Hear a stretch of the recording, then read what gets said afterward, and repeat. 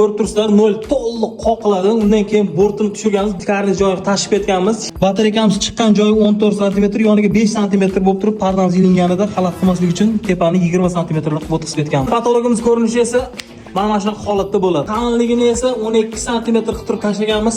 Borti bilan teng qilib turib o'rtasi to'liq tushadi mana bunaqa ko'rinishda. Qo'lini qoqib oldik, bortlarini ham qoqib olganmiz. Mana bu yerda gipsokartonni o'zini avval qilib turib chizib olib turib, mana bunaqasiga qoqib olamiz patologiyaga. Qanday keyin yana bitta qavat pastga tushiramiz.